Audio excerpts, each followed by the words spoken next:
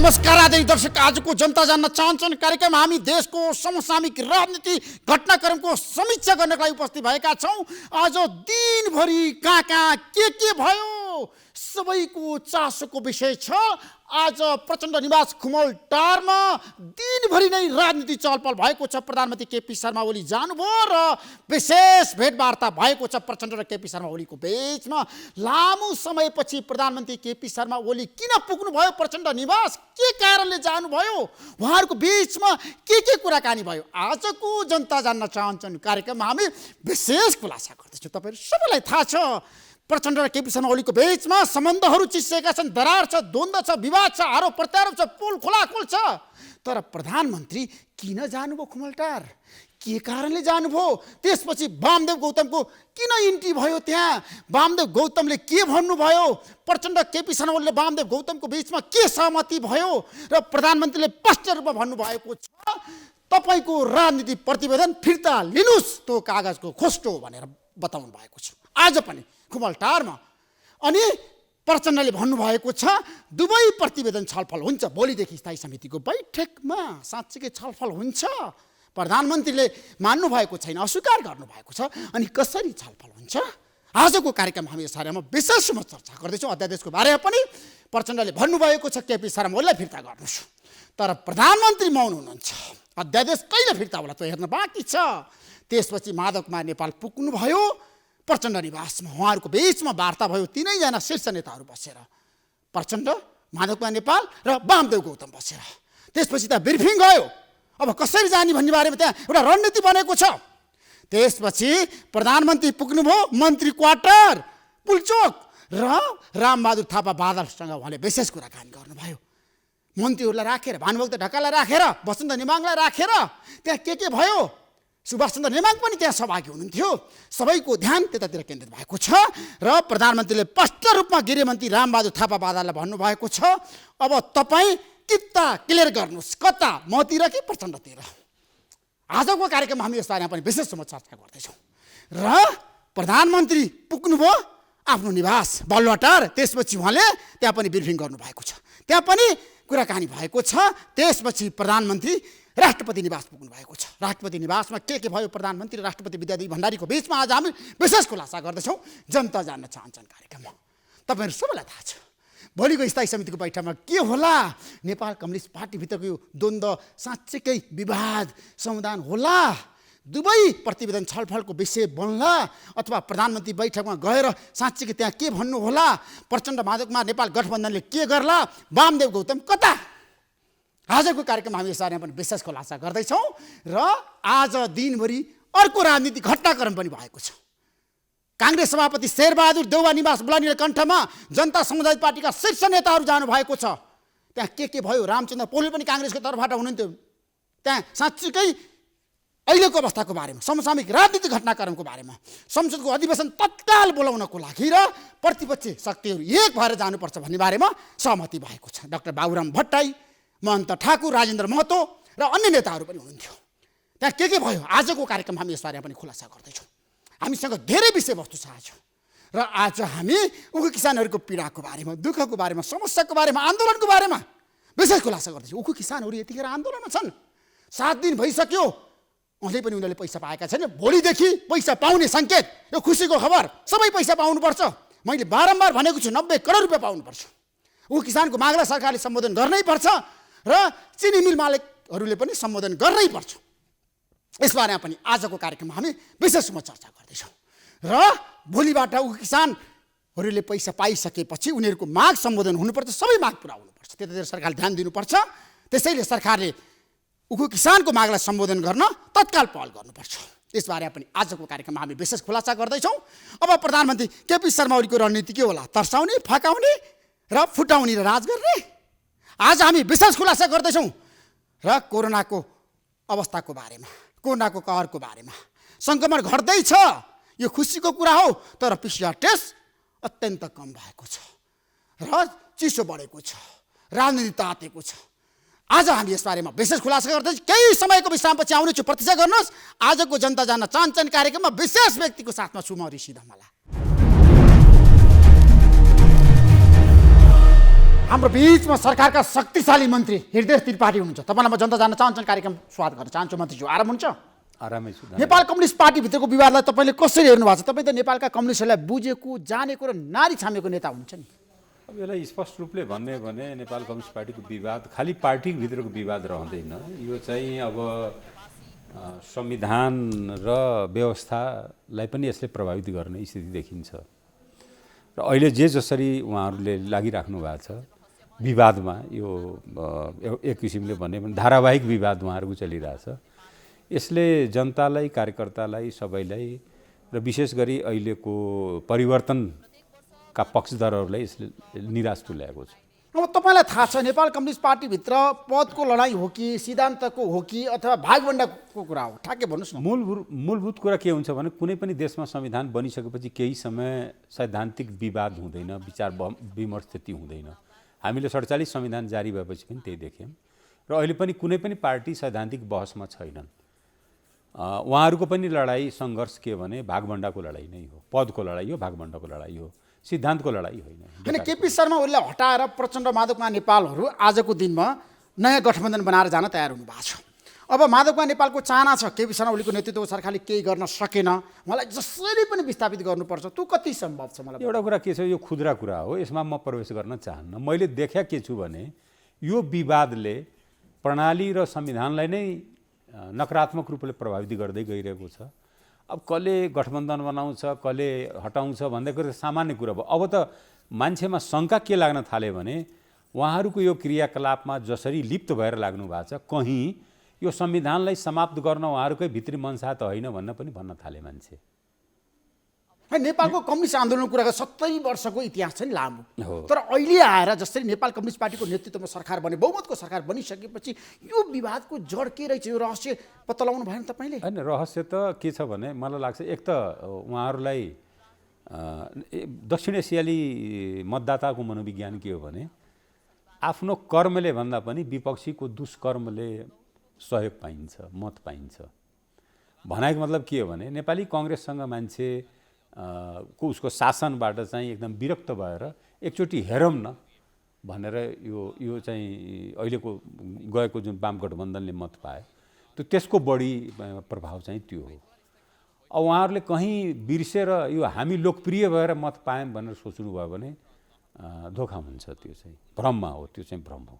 तपाईँले चिनेको केपी शर्मा ओली र प्रचण्डको कुरा गरिरहेको छु, उहाँहरू जहिले पनि झगडा विवाद आरोपै आरोप पोल खोलाखोल किन गरिरहनु भएको छ? यो नेपाल कम्युनिस्ट आन्दोलनको पुरानो रोग हो। यो एकले अर्कासँग मिल्न नसक्ने र 22-23वटा पार्टीमा विभाजित भएका थिए पहिले। एकले अर्कालाई नेता नमान्ने। दुईवटा कुरा मलाई एकचोटि एकजना एकदम ठुलै नेताले भन्नुभयो, जो अहिले दिवंगत हुनुभएको छ। हामीले मलाई के भन्नुभयो भने हेर्नुहोस् हृदयजी, यो नेपाली कङ्ग्रेस के छ भने कसैलाई नेता मान्दैनन् काङ्ग्रेसको कार्यकर्ता। ऊ 24 वर्षको केटो छ भने पनि 7 सालको क्रान्ति आफैले गरेको जस्तो ठान्छ। र तत्कालीन अवस्थाको एमालेको विषयमा उहाँले के भन्नुभएको थियो भने एमाले दिन जाने छैन, लिन मात्रै जाने छ भनेर भन्नुहुन्थ्यो।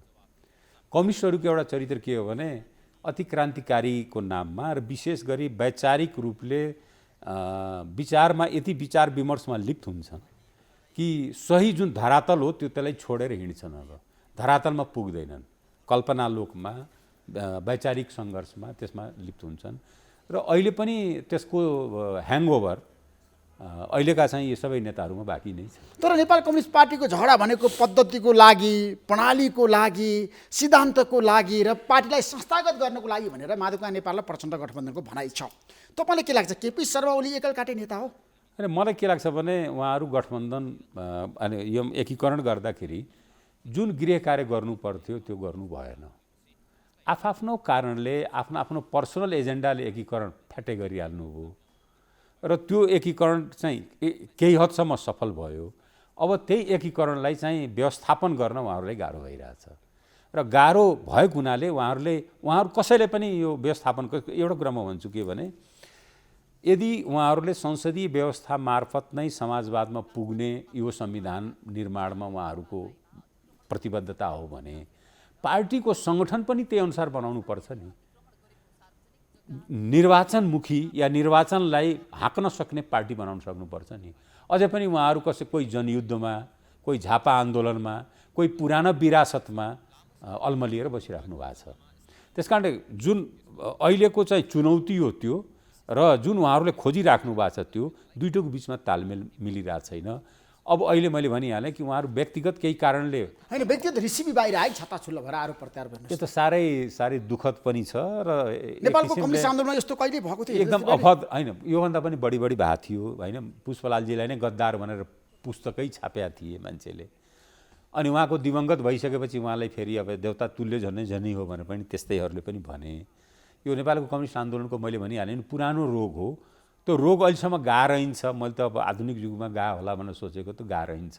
त्यो रोग अझ पनि बाँकी नै छ। आज प्रधानमन्त्री केपी शर्मा ओलीले प्रचण्डलाई भेट्नुभयो, मन्त्री क्वार्टरमा गएर मन्त्रीहरूसँग कुराकानी गर्नुभयो र रामबहादुर थापा बादाले उहाँले स्पष्ट रूपमा भन्नुभएको छ अब तपाईँ किता क्लियर गर्नुहोस् है, तपाईँ मसँग कि प्रचण्डसँग।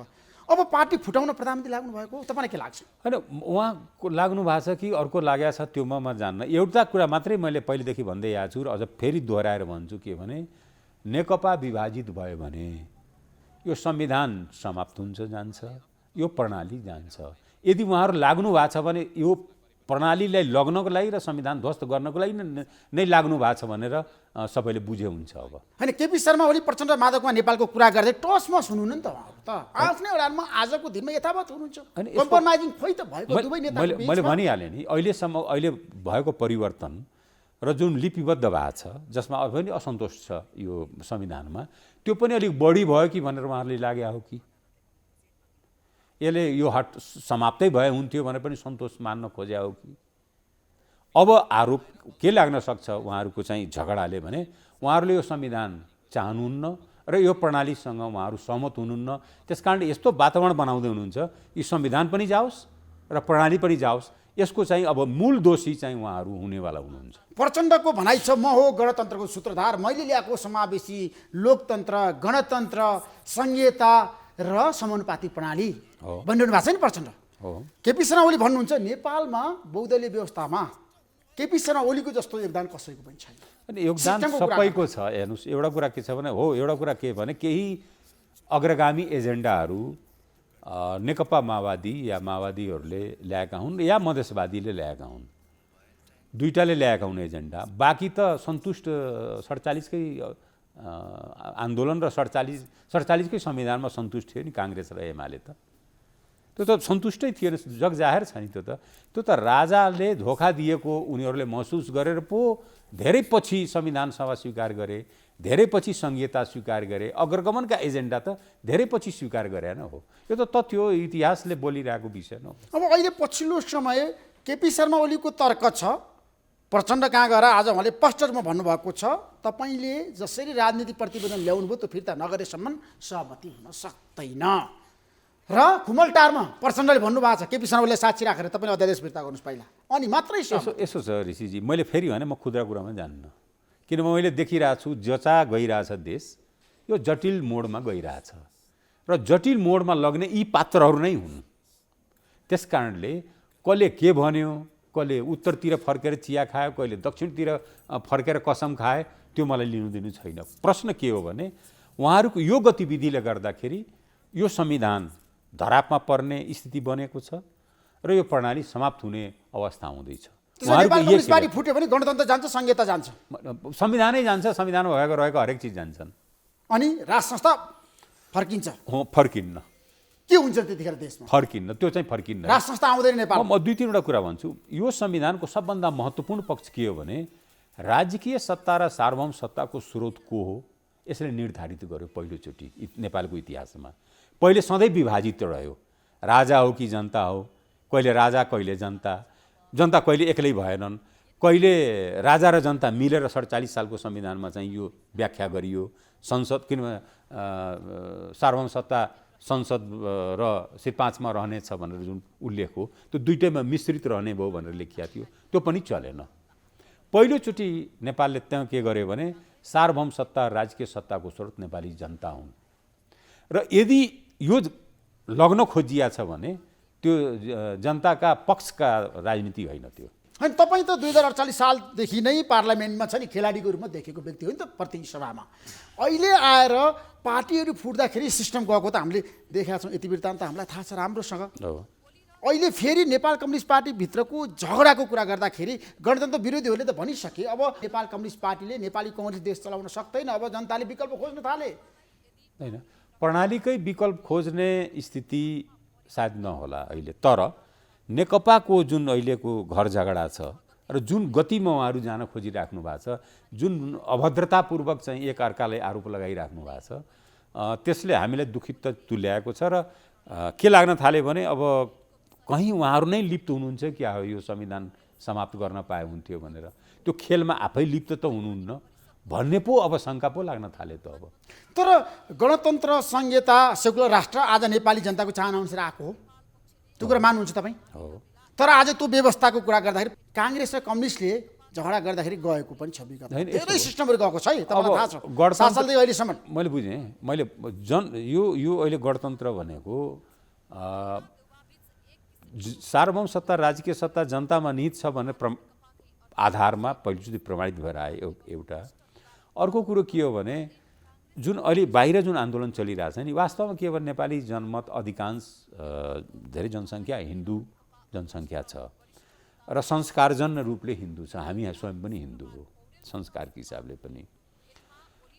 तर यहाँ जोड्न के खोजिया छ भने हिन्दू धर्म र राजतन्त्रलाई जोड्न खोजिया छ, जो सर्वथा अनुचित मात्रै होइन, यो चाहिँ के भने कपोलकल्पित र झुठा पनि हो। हिन्दू कुनै पनि धर्ममा राजाको कल्पना गरिया हुँदैन। हिन्दुस्तानको हिन्दू धर्महरू कुन राजा खोजेर बसिरहेछ? हिन्दू राष्ट्र नेपाल भनेको राज संस्थाको लागि होइन, त्यो राजा ल्याउनको लागि हो। तर त्यो थिएन नि फेरि, किनभने राज संस्था अहिले एउटा म रेकर्ड तपाईँले अहिले भोलिदेखि तपाईँलाई म एउटा चाहिँ आग्रह गरेर म एउटा भन्न चाहन्छु, गणतन्त्र कालमा या लोकतन्त्र प्रजातन्त्र कालमा देशभरि मठ मन्दिर मस्जिद गुम्बा चर्च सबै गर्दाखेरि धार्मिक आस्थाका केन्द्रहरू कति बने र कति पहिले बने, पहिलेको अवस्था के थियो र पछिल्लो अवस्था के थियो? यथार्थमा के भने नेपालमा यो सांस्कृतिक पुनरुत्थान लिच्छवीकालमा भएको, मल्लकालमा एउटा उचाइमा पुगेको थियो, शाहकालमा समाप्त भएको। कसैले दावा गर्छ भने कुनै यस्तो निर्माण छैन जो शाहकालको आफ्नो होस्। बरु यतातिर आएर यसलाई चाहिँ गाउँ गाउँसम्म चाहिँ यस प्रकारका चाहिँ मठ मन्दिर मस्जिद सबै कुरा म भन्छु धार्मिक सबै धर्मका ती बनेका छन्। त्यो बरु रेकर्ड चाहिँ यहाँहरूले चाहिँ पत्रकारको हैसियतले त्यो ठ्याक्क तुलनात्मक हेर्नुहोस् न। मैले भन्न खोजेको के भने कुनै पनि यो धर्मसँग जब जोडिन्छ, राजतन्त्रलाई जोडियो भने धर्मलाई घायल पार्ने उपाय हुन्छ। त्यहाँ फेरि जो जनमत हो त्यो जनमत चाहिँ धर्मप्रति हो, तर त्यसलाई अब यो राजतन्त्रप्रति हो भनेर लग्न यदि कसैले कोसिस गरेछ भने त्यो पनि मलाई लाग्छ त्यसले पनि त्यो भ्रममा बस्छ। त्यसमा नेपाल हिन्दू राष्ट्र पनि बन्दैन, नेपालमा राज संस्था पनि फर्कँदैन। होइन, राज संस्था त फर्किन्न। पूर्व राजा ज्ञानेन्द्र राजा बन्न सक्नुहुन्न मैले देखिरहेको छैन। मैले भने किनभने अहिले राजकीय सत्ता जनताबाट चाहिँ समाप्त गर्ने कि नगर्ने भन्ने लडाइँ हो। जनताले प्राप्त गरिसकेको राजकीय सत्ता र सार्वभौम सत्ताको स्रोत जनतामै रहने कि अरू राजा महाराजाहरूलाई दिँदै हिँड्ने? जुन दिँदै हिँडेका थिए दुई शताब्दीभन्दा बढी नै दिएका थिए नि, लिएकै थिए नि उनीहरू। मैले भने त्यो पनि होइन। जहाँसम्म हिन्दू धर्मको कुरो छ, हिन्दू धर्मको एउटा पुनरुत्थानका विषयहरू आइरहेका छन्।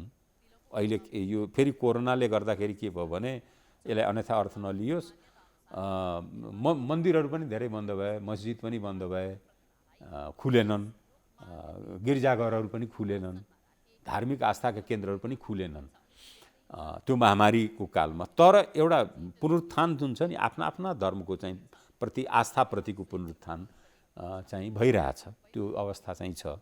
त्यस कारण हिन्दू धर्मकै विषयमा चाहिँ अब हिन्दू धर्म सनातन धर्म हो, नेपालको अधिकांश जनसङ्ख्याले मानिरहेको धर्म हो, त्यसले एउटा स्पेस लिन सक्छ।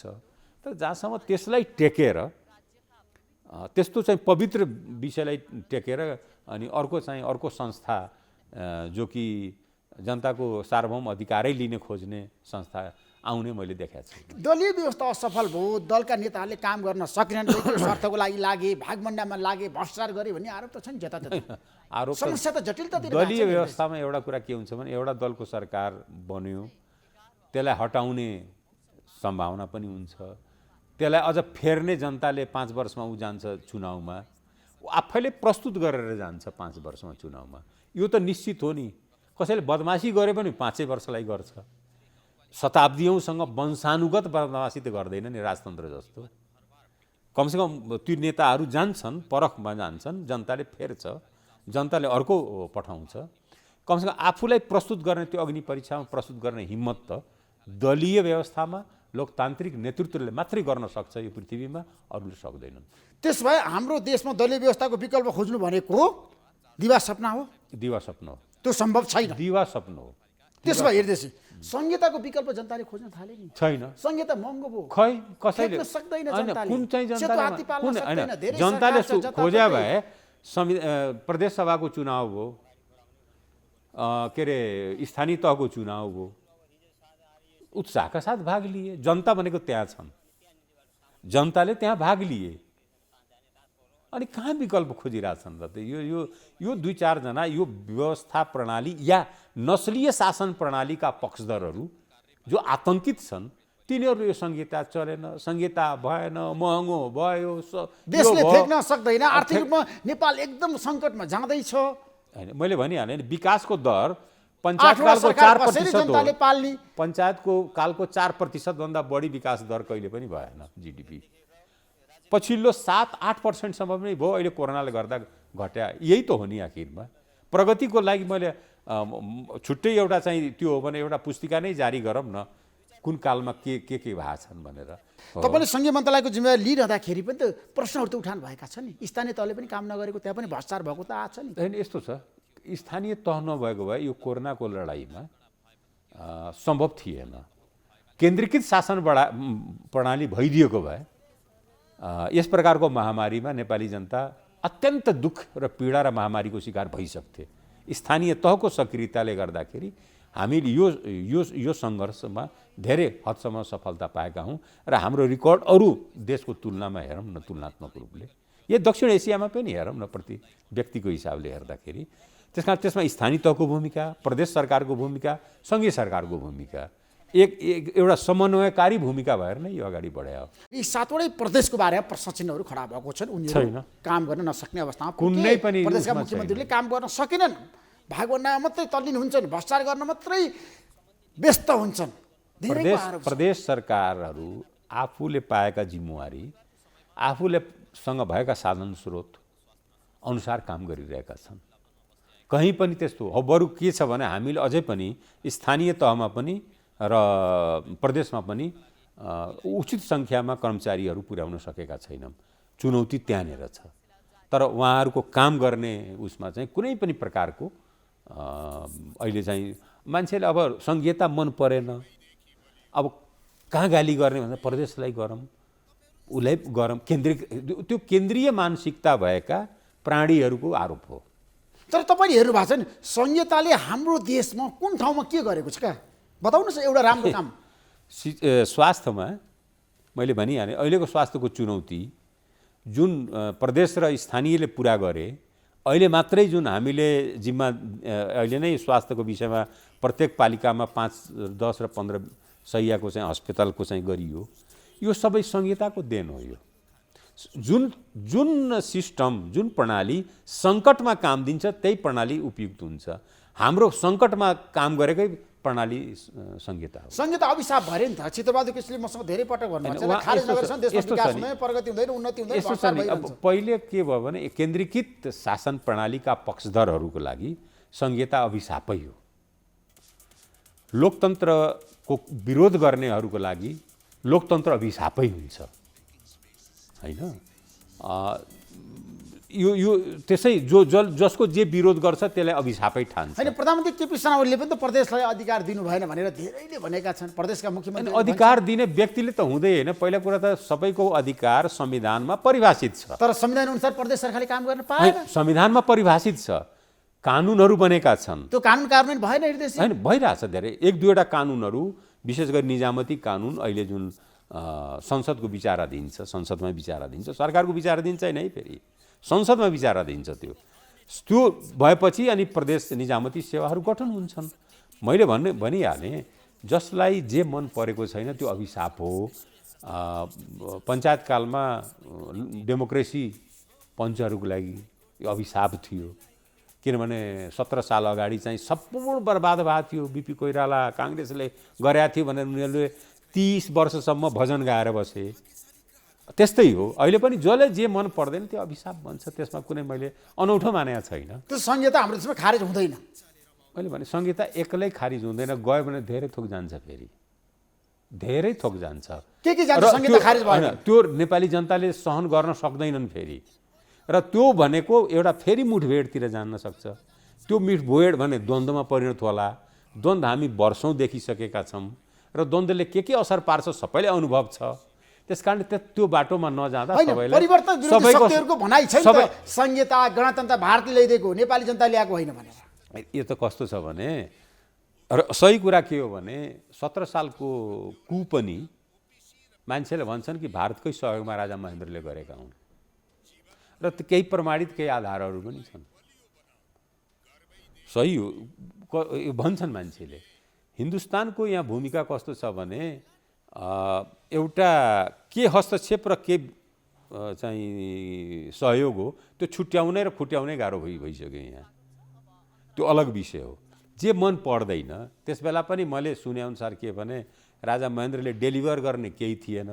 अनि त्यसपछि चाहिँ योगीनाथ खनाललाई प्रयोग गरेर डाक्टर तुलसी गिरीलाई प्रयोग गरेर भारतीय तत्कालीन केही नेताहरूले उहाँले के चित्त बुझाउनु भन्नुभयो भने अरू केही राजतन्त्र औचित्य पूर्ति गर्न सक्दैन, हामी एउटा राष्ट्रवादको नारा दिन्छौँ, त्यसलाई अन्यथा लिनुहुन्न, सहयोग चाहिँ आदान प्रदान होस्। मैले अरू पनि देखेँ, किन 17 साल र 19 सालको बिचमा मात्रै भूमि विवादहरू देखियो अन्तर्राष्ट्रिय उसमा? त्यही अवधि त हो। यो सबमा प्रवेश अहिले म गर्न चाहन्न। तर केपी शर्मा ओलीले राजा महेन्द्रको चाहिँ राष्ट्रवादिता एकै हो भनेर भन्ने पनि छ नि हाम्रो देशमा। तपाईँले त हेर्नु भएको छ, केपी शर्मा ओलीले राजा महेन्द्रलाई जोडेर हेरिन्छ नि, उहाँहरूको राष्ट्रवादिता कसले के हेर्छ त्यो अलग। हरेकको टिप्पणी म गर्दिनँ होइन। केपी ओलीको भूमिका भनेको अब उहाँ एउटा सङ्घर्षमा, आन्दोलनमा, जेल जीवनमा, पछिल्लो सङ्घर्षमा त उहाँको अर्कै छ नि योगदान। फेरि त्यसमा चाहिँ अब जोडेर हेर्ने भनेर भन्ने अब उहाँको आफ्नै केही मान्यताहरू होलान्, केही अरूको पनि मान्यताहरू होलान्। संहिता भनेको उहाँहरूको मान्यता थिएन, काङ्ग्रेसको पनि थिएन, काङ्ग्रेसको पनि छँदै थियो। म साक्षी छु, उहाँको पनि होइन, उहाँको पनि थिएन, उहाँको पनि थिएन। जनमोर्चाको अफिसमा बैठक हुँदाखेरि जब हामी संविधान सभा र संहिताको कुरा अमिक शेरचन साक्षी हुनुहुन्छ, प्रवेश गराउँदाखेरि हच्किए सबै नेताहरू।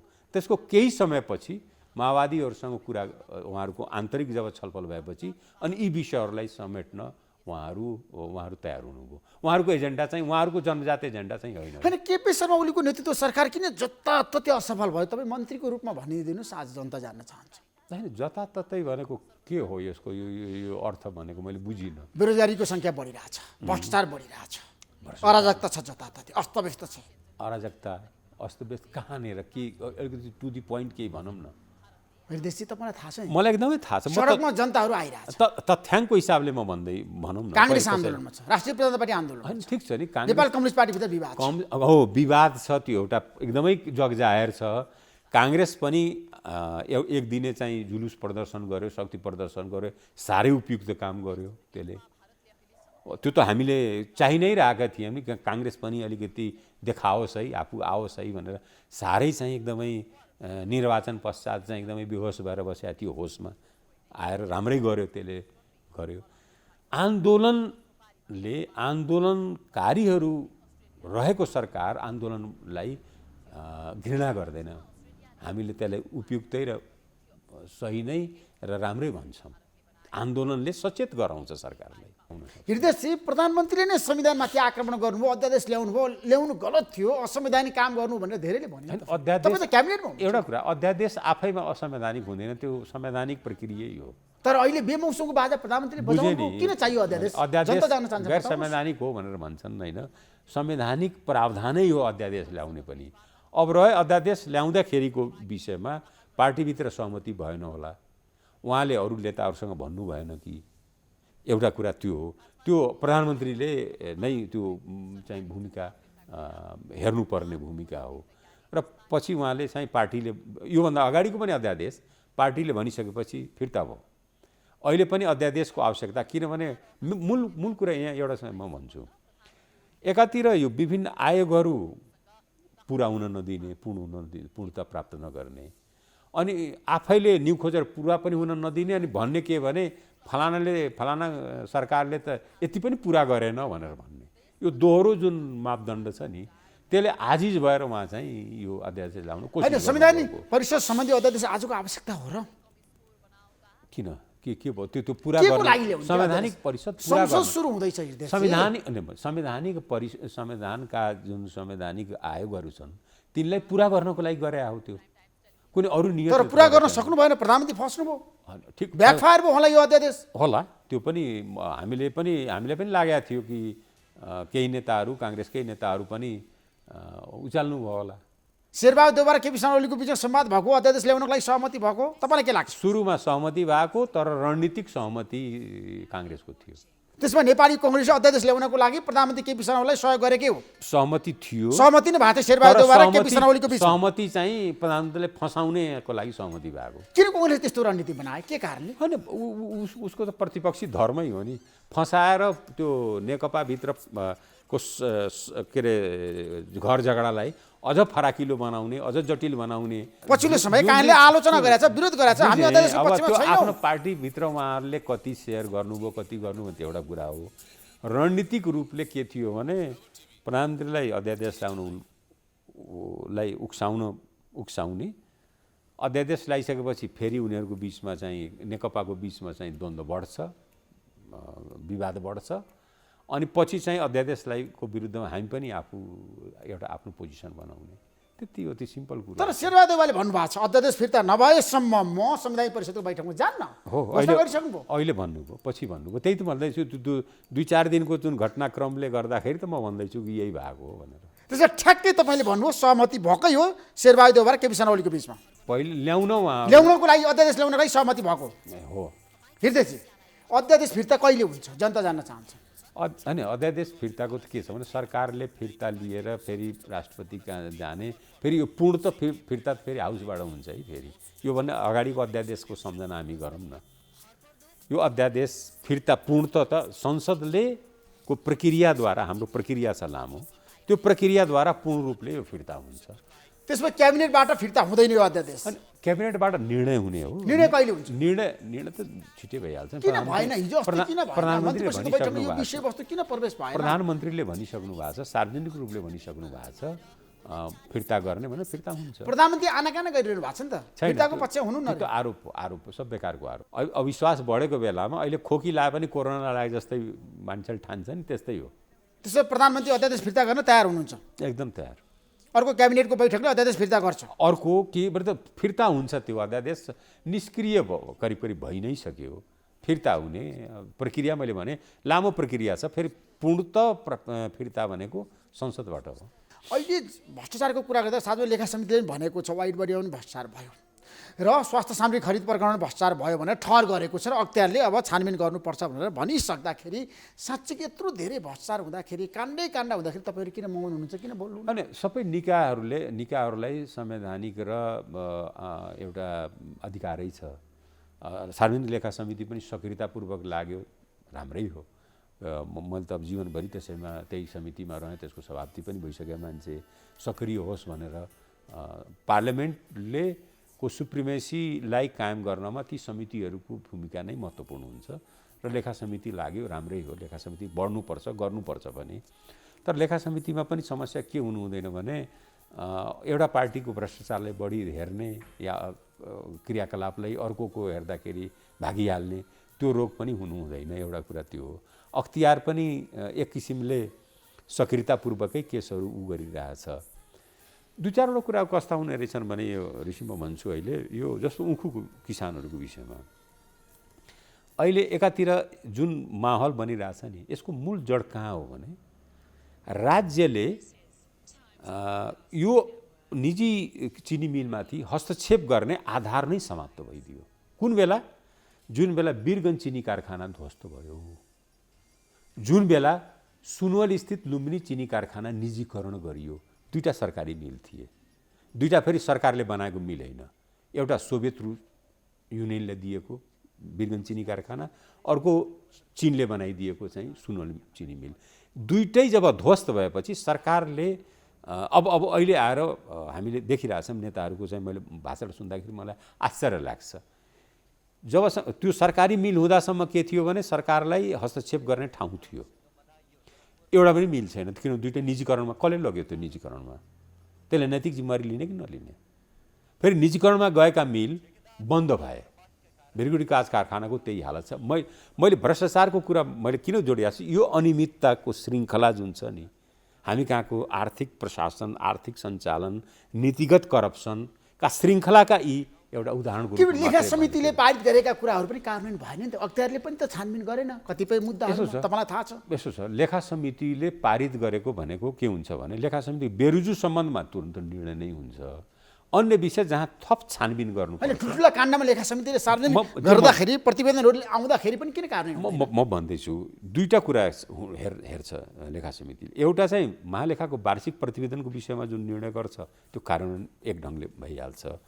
सार्वजनिक लेखाका विषयमा यस प्रकारका केसेसहरू जुन आउँछन् त्यो लेखा समितिले केही आफै निष्कर्ष निकाल्छ र केही निष्कर्ष निकाल्नको लागि थप छानबिन गर्नको लागि उसले अख्तियारमा पठाउँछ र अख्तियारले त्यो फाइनल छानबिन कसरी गर्ने हो त्यो, किनभने त्यो मेन पावर लेखा समितिसँग त हुने कुरो पनि भएन।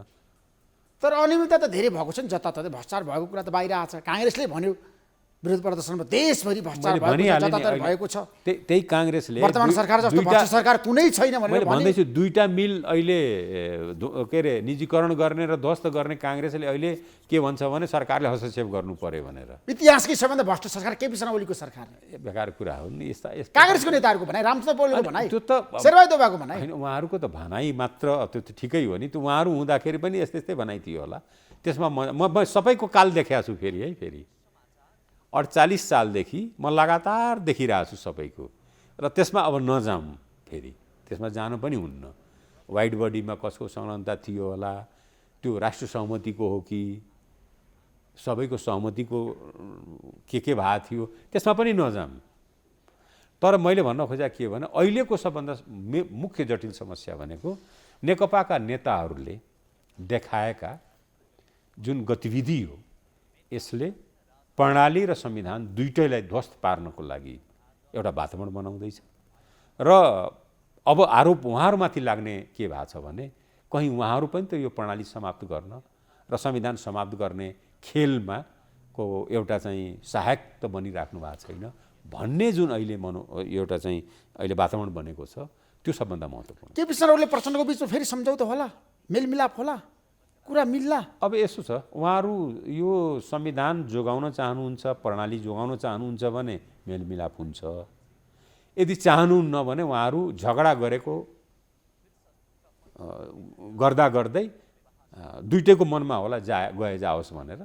किनभने उहाँहरूको आफ्नो केही जानेवाला छैन, जानेवाला छ प्रणाली, जानेवाला छ संविधान। अन्धकारको यात्रा, टनेलमा को यात्रा सुरु हुनेवाला छ। यदि उहाँहरू मिल्नु भएन भने उहाँहरू मतियार हुनुहुन्छ भन्ने आधार बन्छ। यदि मिल्नु भयो भने यसलाई जोगाउनको लागि पर्याप्त छ। तपाईँ सन्तुष्ट हुनुहुन्छ वर्तमान सरकारबाट, कार्यशैलीबाट? म व्यक्तिगत रूपले म त्यो दर्शनमा विश्वास गर्छु। म कहिले पनि सन्तुष्ट हुन्न, केहीसँग पनि सन्तुष्ट, मेरो आफ्नो कामसँग। तपाईँको इन्ट्री हुँदाखेरि मान्छेले आशा गरेको थियो त हृदय आएर केही हुन्छ काम। होइन, मैले धेरै दावा गर्दिनँ, मैले बिग्रिन दिइनँ। मन्त्रालयमा समायोजनले ध्वस्त पारेको चिजलाई मैले एउटा लिकमा ल्याउन, सुधार गर्न तपाईँ पनि सक्नुभएन, एउटा लिकमा ल्याउन कोसिस गरेँ पनि होइन। 3800 कर्मचारीले घेरिरहेको थिएँ म जाँदाखेरि, अहिले 11 जनाले घेरिरहन्छन्।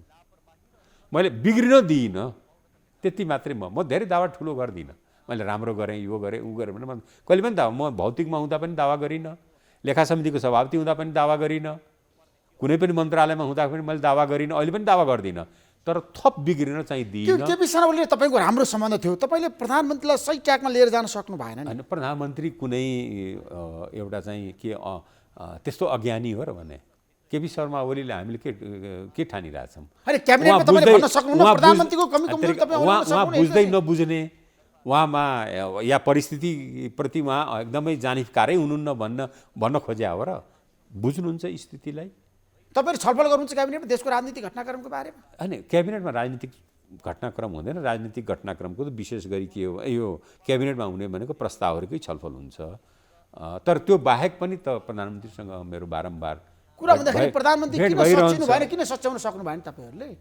होइन, हामी अचम्म कुरा भइरहेछ। सच्याउने नसच्याउने उहाँ आफै होइन, तपाईँले पनि त भन्न सक्नुपर्छ नि प्रधानमन्त्रीलाई हुनुहुन्छ यो बाटो गलत छ भनेर। होइन, मैले देखेको भन्ने न हो। फेरि मैले के देखेँ भने गलतै भनेर मैले कसरी भनौँ? कुन चिज आफ्नो कुरो म प्रधानमन्त्रीसँग राखिदिन्छु। अहिले झगडा भइरहेछ नेपाल कम्युनिस्ट पार्टीभित्र, त्यो गलत भने तपाईँले भन्नुभएको छ प्रधानमन्त्रीलाई, प्रचण्डलाई, माधव नेपाललाई, सबैले भनिसकेको छु म, भेटेर अनि खोइ त सुध्रेका उनीहरू हो। मैले अहिले फेरि भन्दैछु सार्वजनिकै रूपले भन्दैछु, यदि उहाँहरूले यो सिस्टम र संविधान जोगाउन चाहनुहुन्छ भने मिल्नुहुन्छ।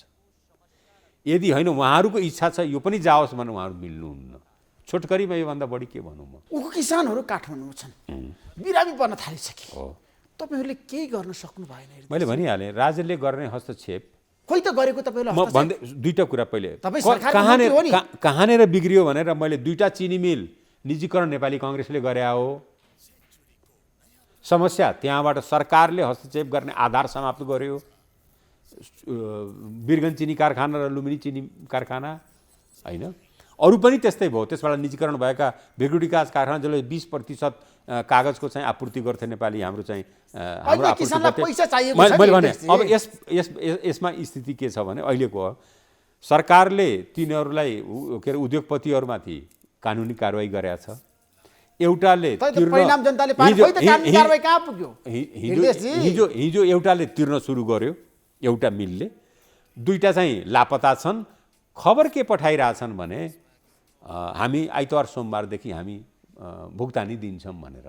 तर सरकारले त्यो कारवाही त्यसबेलासम्म फिर्ता लिँदैन जबसम्म पूर्ण रूपले किसानहरूको भुक्तानी हुँदैन। पूर्ण रूपमा किसानहरूले पैसा नपाएसम्म सरकार ब्याक हुँदैन यसबाट हिँड्दैछ, हुँदैन। तर उद्योगपतिहरूको दबाब छैन त सरकारले? दबाब त हुने नै भयो नि, सरकार त दबाब हुने भयो। नेताहरू पनि कोही द्वैत चरित्रका छन्।